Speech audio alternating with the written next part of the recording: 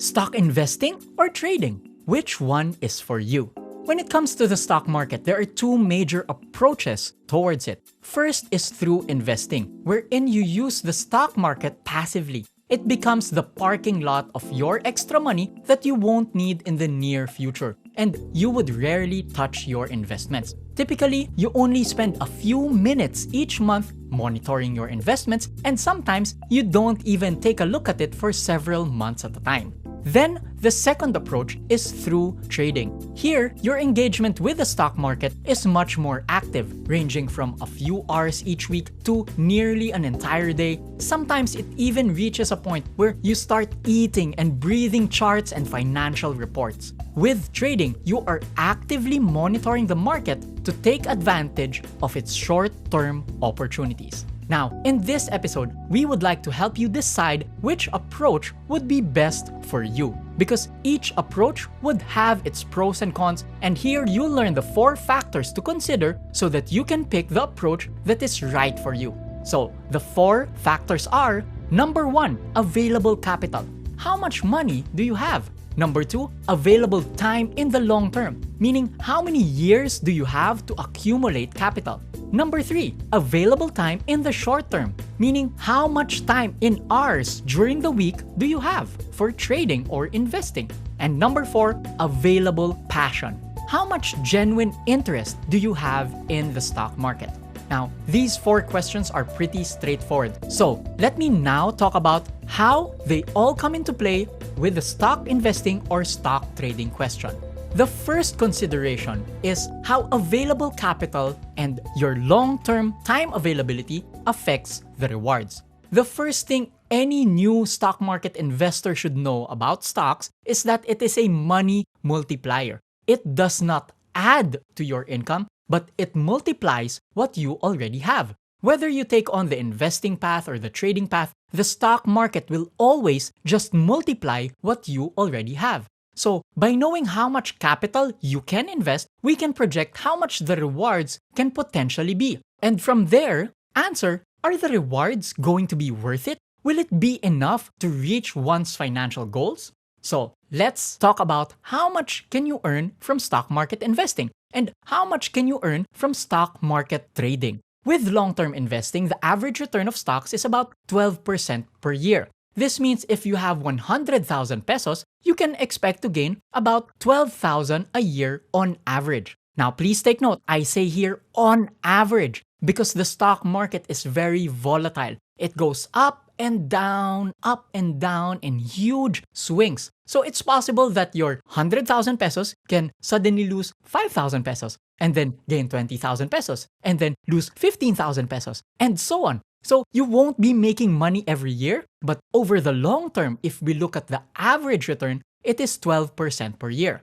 Now, with trading, you spend more time monitoring the market with the goal of earning, of course, more than 12% per year. Now, let's say, because of that, instead of earning 12% per year, you average at about 1% to 5% per month. Converting that into years, that's going to be 12% up to 60% per year. So, with a 100,000 peso capital, with trading, you could be earning an extra 12,000 or up to 60,000 per year, provided that, of course, you studied and learned how to trade. Now that you know how much stock investing and trading can earn you, the next factor to consider is, will it be enough for your goal? I meet many OFWs who say that their plan is to go home for good and trade in the stock market for a living. But when we go through the numbers, the plan falls apart. So, for example, let's say this Tomas, the trader, has 500,000 saved up and he wants to trade in the stock market and live on that amount the following year.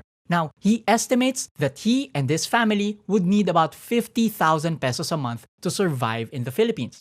Can stock trading be a path for him? Let's do the numbers. At 500,000 pesos, if his money earns 1% in a month, that would just be 5,000 pesos.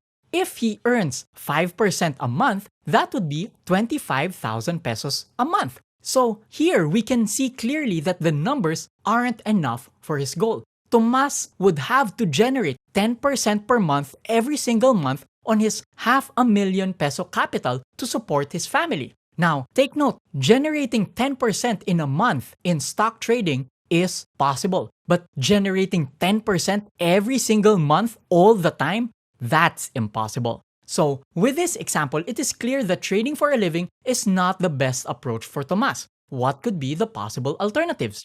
First is, Tomas could work longer abroad and save up more capital so that when he comes home, he doesn't come home with just 500,000 but with 2.5 million. And so he can start his trading activities already, little by little, as he is building up his capital. If this OFW, however, does not want to work abroad anymore, the alternative options would be to start a business in the Philippines. Now, that path also entails some risks, but the returns when it comes to business aren't as limited in the stock market. In the stock market, you can never control your income. You can only take advantage of opportunities when it presents itself. You cannot create opportunities. So, when exactly these opportunities happen is unpredictable. Whereas in business, you can create opportunities for yourself. And making 500,000 pesos earn 50,000 pesos a month is possible. But again, that involves starting a business. Now, let's go to another case example, this time of Isabel, the investor. Isabel is 30 years old but hasn't saved up anything yet. But now she's starting to invest 5,000 a month consistently and she wants to save up for her retirement at the age of 60. So, Isabel has 30 years to invest. Now, the magic of long-term investing is compounding interest. On her first year, she'll only have 5,000 pesos times 12 months, which is 60,000 pesos. And that isn't much, but if she keeps on adding to her capital and the money earns at 12% per year on average, at the end of 30 years, she is going to have about 14.5 million pesos. Given these two examples, let's now answer when you should trade and when you should invest.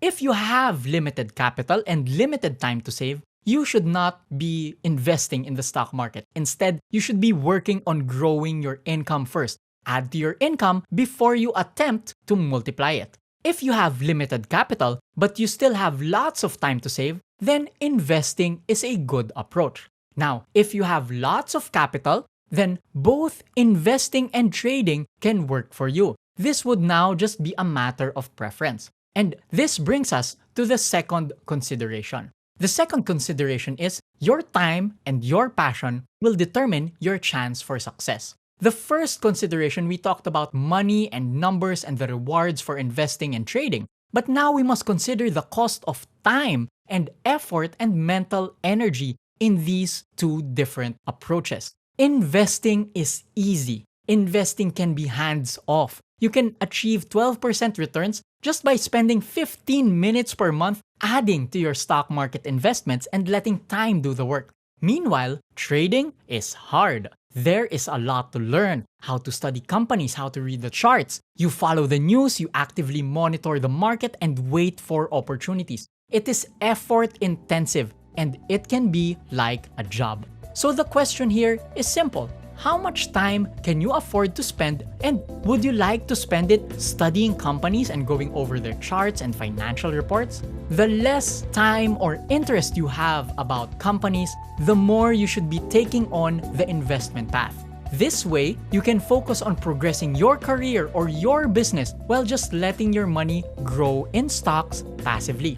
Meanwhile, if you have tried studying companies and it just absorbs you, you're genuinely curious and you want to learn more and more and more about it, then trading can be for you, provided you've got the capital for it to generate meaningful rewards, as we talked about in the first consideration. Now, among those who want to trade in the stock market, only a few ever really succeed at making their stocks their full-time source of income because, again, you need a lot of capital and skills to make it work. So, trading isn't for everyone, and that's okay. You don't need to force yourself to trade. On the other hand, stock market investing can be for everyone, even if you have limited capital or limited time. Once you learn how to invest, and you only have to learn it once, you can reap its rewards passively over the long term. And that's it for our episode on stock market investing or trading. So, which one is for you? Hey there, J3 here. Did you enjoy this episode? If you did, well, there are two things you can do right now to continue your journey towards financial freedom and abundance. First is to subscribe here in the Pinoy Money Academy channel so that you'll get updates on our new episodes, so I can send you free training videos on everything and anything about money. Second, if you want more focused training on how to invest in the stock market, you can download our free report called the Stock Market Jumpstarter. It's where we answer the 35 most frequently asked questions by beginners about the stock market and more.